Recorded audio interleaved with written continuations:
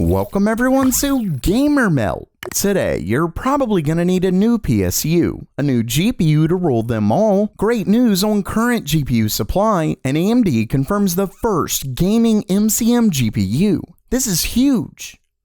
Okay, it's news time, and first up for today, if you've been following the channel, you know that we first heard about a new PCI Express 5.0 connector quite a while back, set to power the next generation of what's rumored to be very hungry GPUs. Then ASUS announced new PSUs that are PCI Express 5.0 ready. But there's been some confusion with NVIDIA's Founders Edition 12-pin connectors and whether they're supported on the upcoming standard or what. Well, in a new post originally from Hardware Lux and later reported by Video Cards, the 12-pin connector found on NVIDIA's 30 series cards are in fact compatible with PCI Express 5.0. But there's a caveat. According to Video Cards, the 30 series only works because it doesn't need more than 450 watts. If we look at ASUS's new Loki PSU, it includes 4 extra pins, and Video Cards claims that one of those pins is required to get 600 watts. Now, the 1000 watt Thor PSU doesn't have the 4 extra pins, but there may be some kind of internal ground with that PSU. Basically, NVIDIA's card doesn't have the full implementation of the PCI Express 5.0 connector, but it is compatible.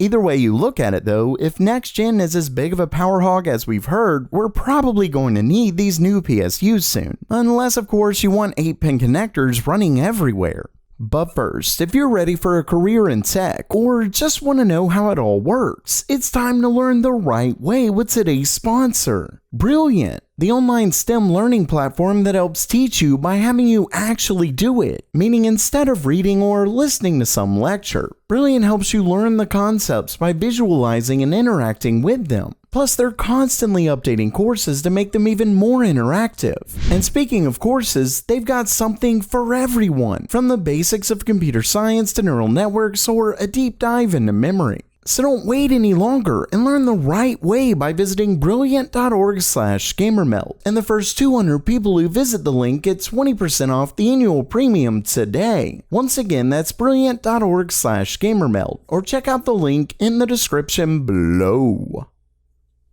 Next up for today, we've been hearing quite a bit about an upcoming RX 6050 series of GPUs. So far, we've only really heard that they're set to come in June or July, and that it's going to have faster memory. But because AMD announced a 6nm refresh of their mobile 6000 parts with the same 50 moniker, and actually, I have a correction. I've said the 50 parts were 6nm a couple times, but apparently the only parts on 6nm are AMD's 6500M and 6300M. My apologies for that confusion. Either way, according to a new tweet from Moore's Law is Dead, he's 100% sure that these are going to remain on 7nm, meaning the only thing different will be the memory speed boost to 18 gigabits per second. Now, according to Moore's Law is Dead, the memory will be enough to get a boost above 10%, so it should make the 6950 XT faster than the upcoming 3090 Ti, and I will say that part I would understand. Cortex recently tweeted that the 6950 XT is coming in mid-April. Now, he did make it clear that there could be other SKUs, but that's the only one he's heard of. So maybe it's just that one GPU in response to the 3090 Ti. Of course, most leaks point to many more GPUs, but regardless, NVIDIA isn't going to like this.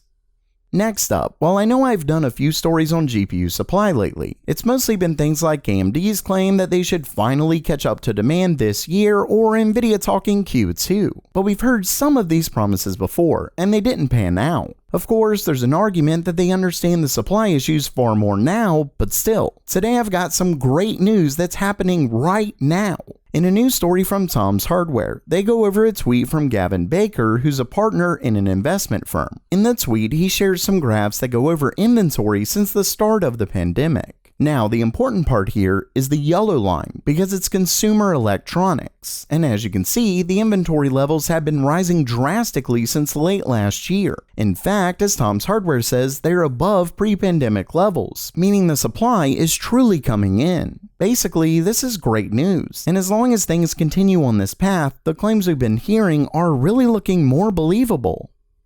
And lastly for today, AMD themselves just basically confirmed that RDNA 3 GPUs are in fact built as an MCM design, which legitimizes a lot of the rumors we've been seeing. on the LinkedIn profile of AMD's Infinity Fabric engineer, Brian Walters. He actually states that Navi 31 and Navi 32 are built on 5 nanometers and 6 nanometers, while Navi 33 is built on just 6 nanometers. And of course, Navi 31 would be the GPU that makes up the RX 7900 XT, 7800 XT, etc., while Navi 32 would likely be the 7700 XT and 7700. Now, remember, an MCM or multi-chip module is basically multiple smaller dies combined into one. This helps with yield rates as well as scaling performance by just adding more modules. And this effectively proves it because it would likely have to use an MCM design to use 2 different nodes in a single chip. That, and rumors have said this exact same thing long before now. As you can see in this diagram, the multi-cache die is built on 6 nanometers while the 2 compute dies are built on 5. And we've seen a leak that said the smaller dies are built on 6 nanometers, though that leaker said it would start with Navi 34. Then again, we've seen that somewhat questioned. Basically, this helps to confirm that AMD's RX 7000 GPUs are likely built on an MCM design. Of course, it doesn't necessarily mean that it'll have more than one graphics chiplets, it could just be the cache that's in a separate chiplet. Regardless, this would make it an MCM design. And given how accurate this is to leaks so far, I think we can expect a lot out of AMD's RX 7000 GPUs.